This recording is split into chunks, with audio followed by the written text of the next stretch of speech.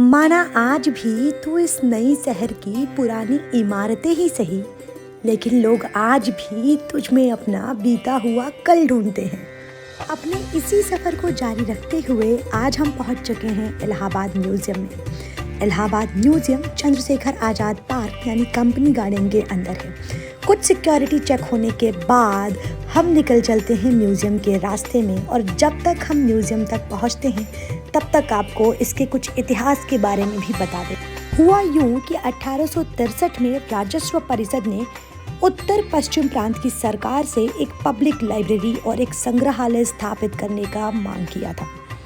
प्रांतीय सरकार के अनुदान से सर विलियम म्योर और महाराज विजयनगरम लाइब्रेरी तथा संग्रहालय के अधीक्षक नियुक्त किए गए।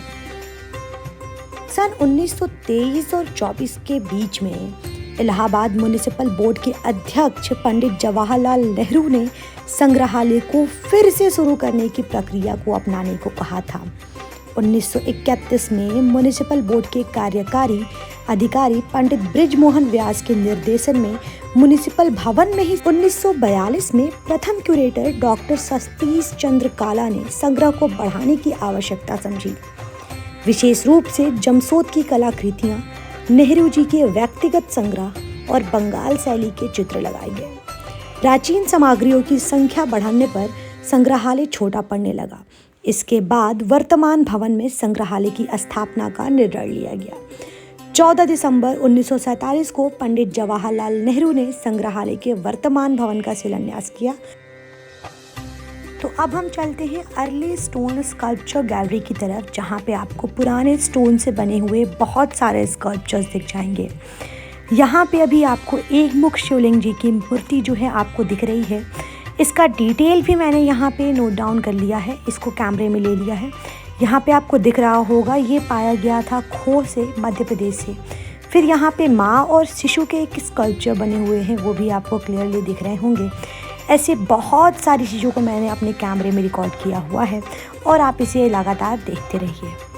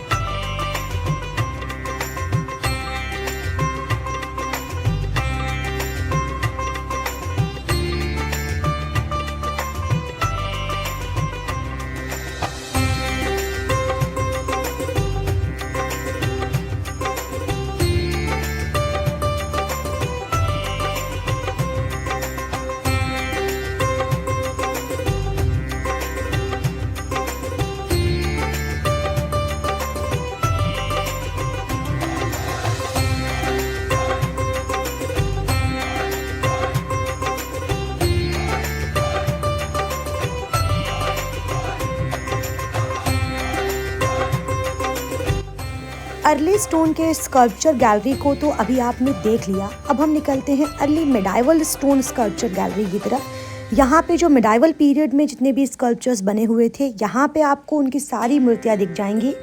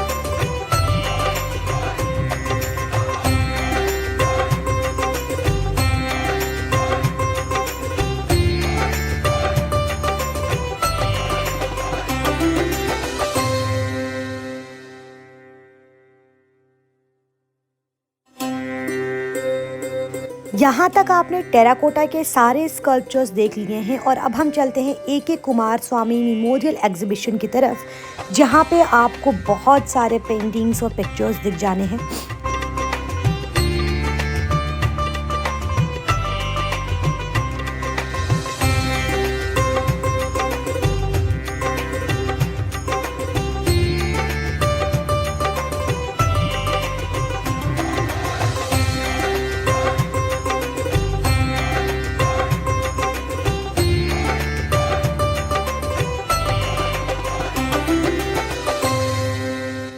अब इस मेमोरियल एग्जीबिशन हॉल से हम ज्यों ही निकलेंगे, हम पहुंचेंगे नेहरू गैलरी की तरफ। ये जो रास्ता जाता है वो नेहरू गैलरी की तरफ जाता है और यहाँ पे हमको नेहरू जी से रिलेटेड जो भी चीज़ें हैं वो यहाँ पे दिख जानी हैं। नेहरू जी का जन्म मीरगंज इलाहाबाद में हुआ था।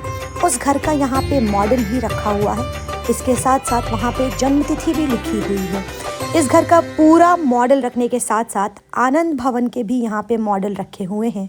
इसके साथ साथ इनके कुछ लेटर्स जो जेल में रह के इन्होंने लिखा था, अपनी डॉटर को लिखा था। इसके साथ साथ इनकी बहुत सारी पेंटिंग्स, बहुत सारे पिक्चर्स जो इन्हें गिफ्ट किए गए थे, वो सब कुछ यहाँ पे रखे हुए हैं। नेहरू जी से रिलेटेड आपको बहुत सारी चीज़ें यहाँ पे मिल जानी हैं।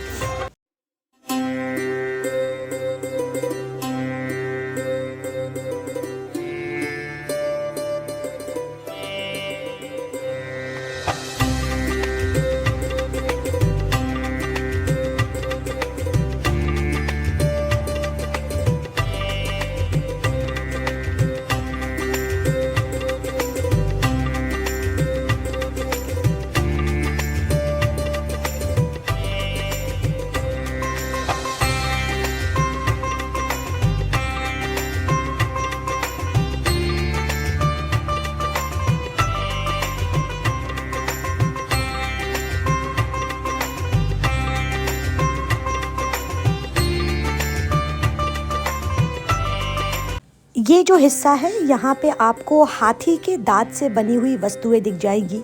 ये जितनी भी चीज़ें आप देख रहे हैं वो सब कुछ हाथी के दांत से बनी हुई है।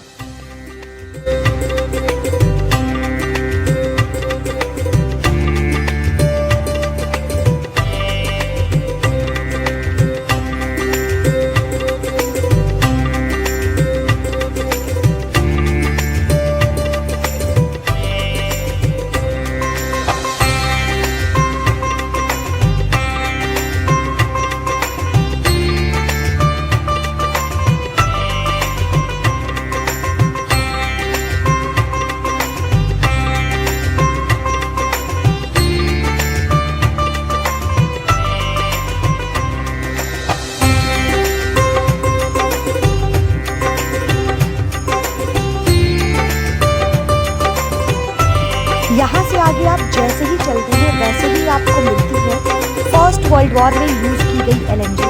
इसके साथ साथ बहुत सारे ऐसे हथियार जो उस समय पे यूज़ किए गए थे। यहाँ पे आपको क्लियरली दिख रहा होगा ये इतने सारे हथियार जो उस टाइम पे at the time of British use किए गए थे। इसके साथ साथ ये मुग़ल के समय में, मुग़ल में जाम्बुर्क परिवार था कोई, उसकी आर्टिलरी से जो है ये तोपखाने से बंदूक मिले हुए हैं। इसके साथ साथ ये सुरक्षा कवच भी यहाँ पे रखे गए हैं जो उस समय यूज़ किया जाता था।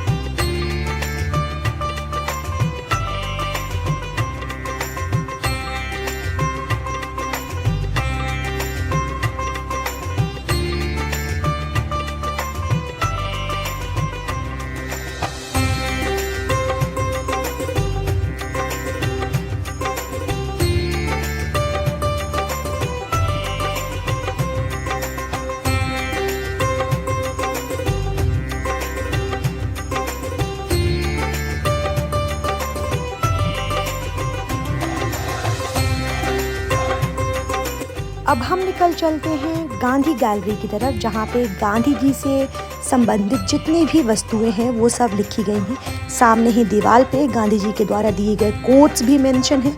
इसके साथ साथ फर्स्ट वर्ल्ड वॉर के टाइम पे बहुत सारी चीज़ें जो हुई थी वो सब कुछ मेंशन है। जितने भी पेंटिंग्स हैं, जो लेटर्स हैं जो गांधी जी को मिले थे या फिर गांधी जी ने किसी को दिए थे, वो सारे लेटर भी यहाँ पे लिखे हुए हैं।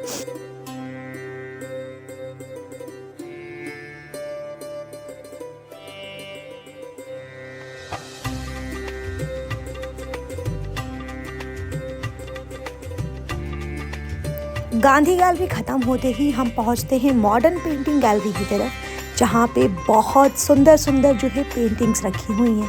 आपको इसको एक बहुत अच्छे तरीके से समय लेके विजिट करना पड़ेगा, तभी आप इन चीज़ों को कायदे से जान पाएंगे।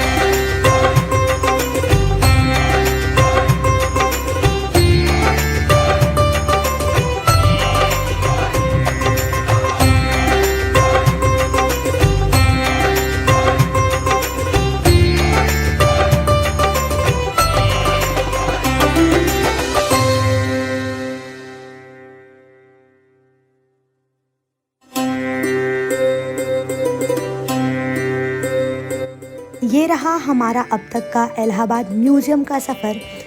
अब अपने सफ़र को हम ऐसे ही जारी रखेंगे और मिलेंगे अपने नेक्स्ट एपिसोड में। बस तब तक के लिए थैंक यू सो मच।